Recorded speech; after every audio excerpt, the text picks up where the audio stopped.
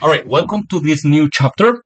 Making mistakes is easy, fixing them is not. Here's the true story of something that happened to me when I started learning about data cloud, which hopefully my mistakes will help you to not make them. So this was my very first project. This is true story. It did actually happen. And everything started with this project where I was given some data. So I loaded those CSV files into Amazon S3 buckets and also into a CRM org. I connected to those environments, then I ingested the data into Data Cloud. I harmonized, unified, created the data transforms, did the calculated insights. Everything was beautiful. Then I got to a segments where I wanted to find those customers who have made purchases in the last 6 months. I was trying to find the sales in that time range. And to my surprise, I couldn't find any data. Nobody has been purchasing from this company in the last 6 months. And if that's true, the company would be out of business. So I knew that was not the case. So there was something fishy here. So then I started using the different tools. We're going to take a look at the different tools in detail a little bit later.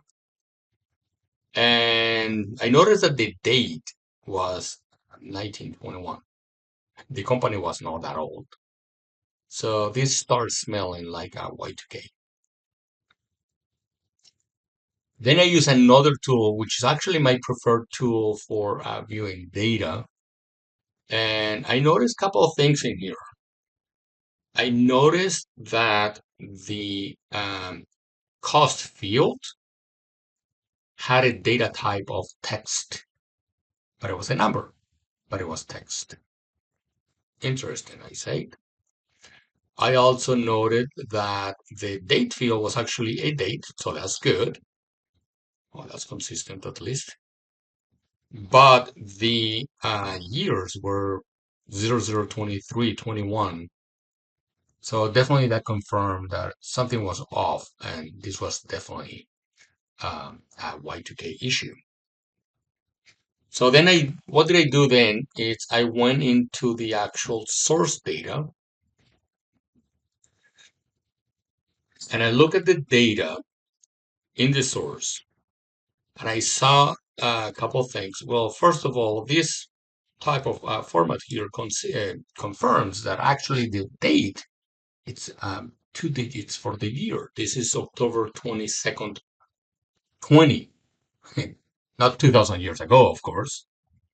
And but it's not 1920, it's not 2020. So that was definitely the problem right there. I also noticed that the cost, which was coming as text, had spaces, had a dollar sign, sometimes even have double quotes. And it was like, wow, that is definitely strange. And if I was aware of this data on this particular format, fixing the problem is actually quite simple. Because what you need to do is well, first of all, you need to scroll all the way to the right until you find the data type. Then you double click on this cell and a model dialog opens. And in the dialog, you basically indicate how is your data formatted. And here I specified that the data is within 2 digits for the year. But this is when you are ingesting the data. No, you cannot fix the data. Okay. So then let's take a look at that. Fixing that is easier said than done. You cannot edit fields. You cannot delete fields and create them again. And although you can disable them, that won't help much though, but you cannot re-enable them. So what did I do? I tried to re-ingest the data. So basically create a different data stream. Well, but I cannot re-ingest or create a different data stream because the data has already been ingested. You cannot delete the data stream. I tried because the data stream is associated with the data space. All right, so remove it from the data space. Well, you cannot remove it from the data space because it's being mapped, it's being harmonized. Okay, remove the harmonization. Well, you can't remove the mappings uh, because it's being used in segmentation. Well, remove the segmentation, etc., etc., etc. Right? So that day I learned a very important lesson that I want to talk to you about right now. Warning, do not start by clicking buttons. You must do an analysis on the data before you start making clicks in Data Cloud.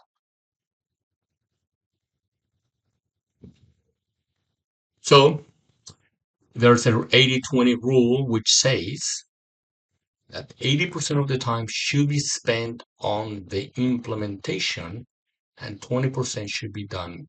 Did I just say that? 80% should be done on the design and the analysis, and 20% should be done on the implementation.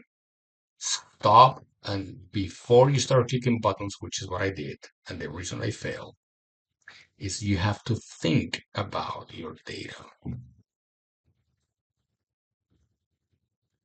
Clicking buttons is easy,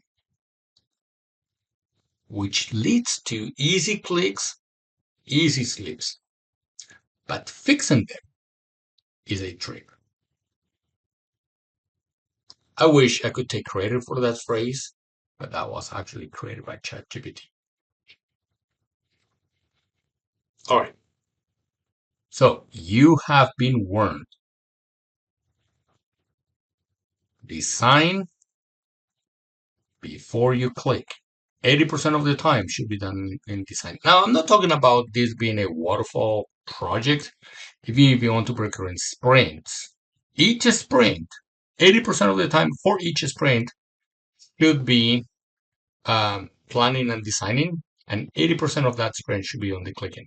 If you do a good job at planning and designing, the clicking is going to be really, really easy, and you will avoid making mistakes if you do a good plan and design.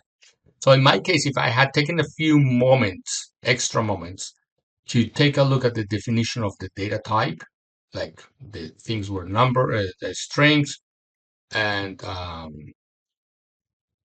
and the dates were 2 digits for the years, I could have done something about it, but I didn't plan for it, so it was too late. So what you want to do first is you want to define your use cases. What is it that you want to do by ingesting the data into Data Cloud? This will tell you which systems you need to connect and what data tables and fields you want to ingest. And also what segments and activations you want to get out of Data Cloud. A good design would also include the mapping. You want to find the standard DMO objects and fields that you're going to map to before you create custom objects and fields. Just like in Salesforce, it doesn't make sense to create the account underscore C object or the case underscore C object. In Salesforce, in Data Cloud, doesn't make sense to create standard objects if they're objects that already exist. I'm going to take you into a little demo very quickly and show you how you can find those objects and fields that you want to map.